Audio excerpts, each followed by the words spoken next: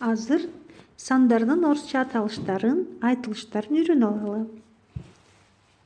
1, 2, 3, 4, 5, 6, 7, 8, 10, 9, 9 деген 9, 11, 12, 13, 14, 15, 16, 17, 18, 19, 20.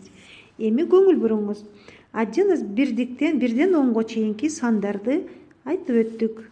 1, 2, 3, 4, 5, 6, 7, 8, 9, 10 деп.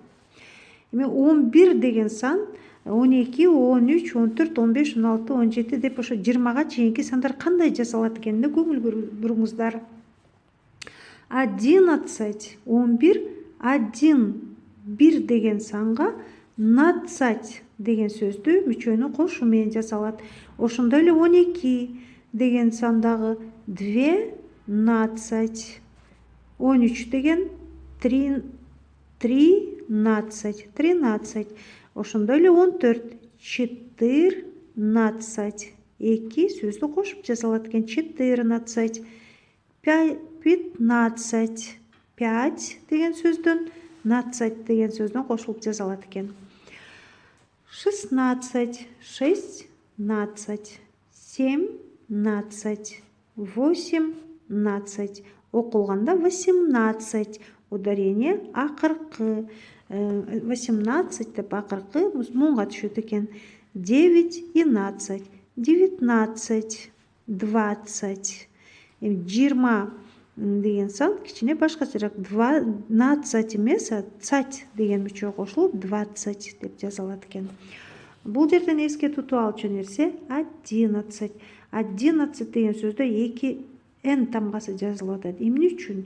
Себеби бул 1 анан нацать деген сөздөн түзүлгөндүктөн 1 н тамгасы менен бүтүп, а нацать н тамгасы менен башталат. Муну биз кандайдыр документтерди толтурууда эсибизге алышыбыз керек. Эми кыргыз тилиндеги сыяктуу эле 20 санынан жогорку сандар кантип жазалат? Кыргыз тили сыяктуу эле булар дагы башкы 20 санына 1, 20 санына 2-ни кошуп 21, 22 деген сыяктуу. 21, 22, 23 деп жасалат дагы 30га чейин. 30га чейинки сандар ошентип жасалат. 30, 30, 30 бул деле 20 саны сыяктуу. 3 деген сөзгө цать деген мүчө кошулуп жасалды.